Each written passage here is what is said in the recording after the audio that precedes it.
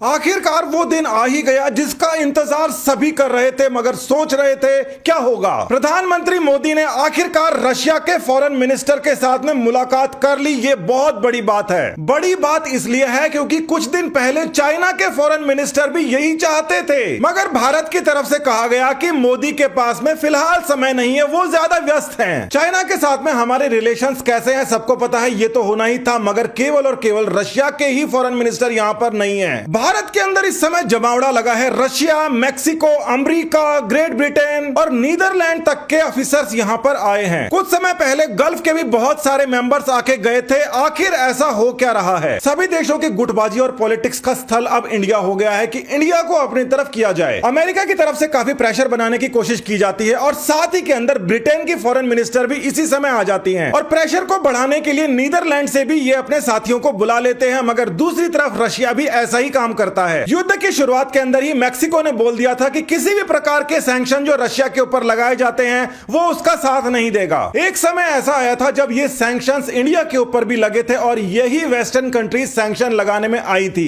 इसीलिए इनको कुछ जवाब मिल रहे हैं। रशिया का स्टैंड इसलिए भी इंडिया के लिए बहुत ज्यादा जरूरी है क्योंकि कश्मीर के ऊपर केवल रशिया ही सीधे तौर पर बोलता है कि ये भारत का इंटरनल मैटर है। ऐसा अगर ये वेस्टर्न कंट्रीज बोलती तो बात अलग थी, मगर ये तो केवल अपना फायदा देखती हैं, जैसा कि अब जाकर इंडिया भी देखने लगा है। अभी का जो कॉन्फ्लिक्ट है वो तो वेस्ट और रशिया के बीच में है, मगर इंडिया के अलावा कई सारी गल्फ कंट्रीज भी इस पॉलिटिक्स के अंदर नहीं पड़ने की बात कर रही हैं। ये बात भी यहां पर समझने वाली है कि चाइना का जो राइज हुआ है उसके अंदर वेस्टर्न कंट्रीज का हाथ है और वो रशिया के खिलाफ ही हुआ है। यानी कि यही जो कंट्रीज हैं वेस्ट की, वो चाइना को बहुत ज्यादा प्रमोट कर रही थी इसलिए ताकि रशिया के ऊपर काबू पाया जा सके। और वेस्टर्न कंट्रीज की यह स्थिति किसी से छुपी नहीं है कि फिलहाल चाइना का अल्टरनेटिव इंडिया को बनाया जा रहा है, मगर इंडिया उन गलतियों को करने के लिए बिल्कुल तैयार नहीं है जो चाइना भी कर चुका है और वेस्ट भी कर चुका है, जिसके ऊपर अब उनको जाकर पछतावा होगा। युद्ध का जो सारा खेल है वो आकर इस समय डेमोक्रेसी के ऊपर आकर अटक गया है और जब तक इंडिया जो विश्व की सबसे बड़ी डेमोक्रेसी है वो खुलकर रूस के सामने अगर खड़ी नहीं होती तो सारे प्रोपेगेंडा वेस्ट के फेल हो जाते हैं। रशिया के फॉरेन मिनिस्टर की विजिट बहुत ज्यादा महत्वपूर्ण इसलिए भी है क्योंकि यहां पर रूपी रूबल सिस्टम के बारे में चर्चा होगी। कई जगह से ये इंफॉर्मेशन भी फैलाई जा रही है कि रशिया ये चाहता है कि रूपी रूबल की जगह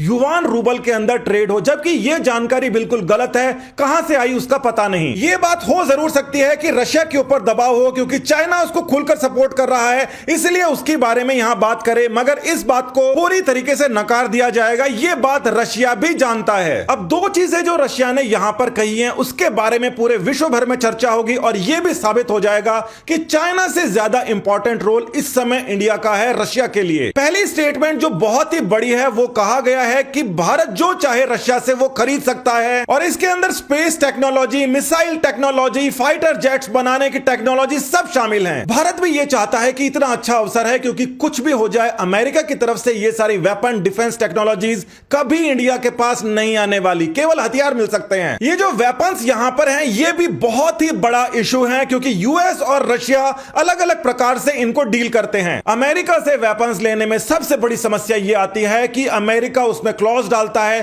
कि हमारे मित्र देशों के ऊपर इन वेपन्स का इस्तेमाल नहीं होगा। साथ ही के अंदर बार बार वो फॉरेन अफेयर्स के अंदर दखल अंदाजी करता है, जबकि रशिया का ट्रेड यहां पर बिल्कुल ट्रांसपेरेंट है। रशिया कहता है कि आपने पैसे दे दिए, वेपन ले लिए, जहां इसको यूज करना है उसके ऊपर करो। यानी कि कोई भी जो कंडीशन है जो किसी के ऊपर लगती है रशिया उनके अंदर नहीं पड़ता। इसका एक बहुत ही बड़ा एग्जांपल रशिया के अंदर जो देखने को मिला उससे इंडिया पहले से सचेत हो जाए तो अच्छा।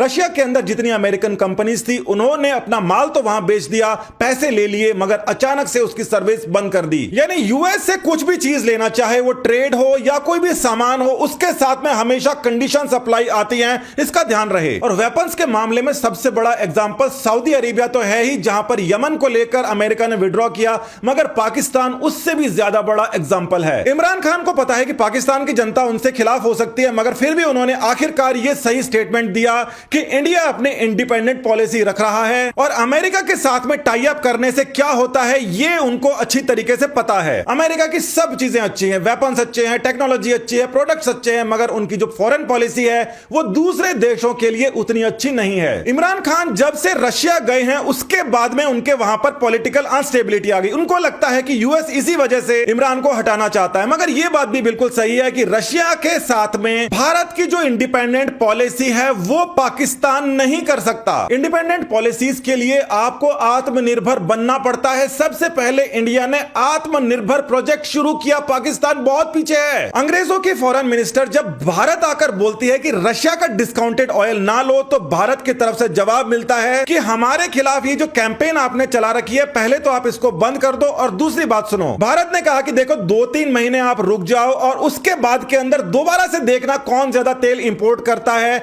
और हमारा यह दावा है कि यह स्थिति बिल्कुल चेंज नहीं होने वाली, आप ही लोगे तेल। रशिया की तरफ से यह बयान जारी करना कि भारत मीडिएटर की तरीके से एक्ट कर सकता है रशिया और यूक्रेन के बीच, यह इतनी बड़ी घटना है कि इसका दुख चाइना को भी हुआ होगा, बाकी कंट्रीज को तो छोड़िए। और इसीलिए यहां पर पता पड़ता है कि भारत की जो विदेश नीति है वो बहुत ही जबरदस्त है। नमस्कार, धन्यवाद, जय हिंद।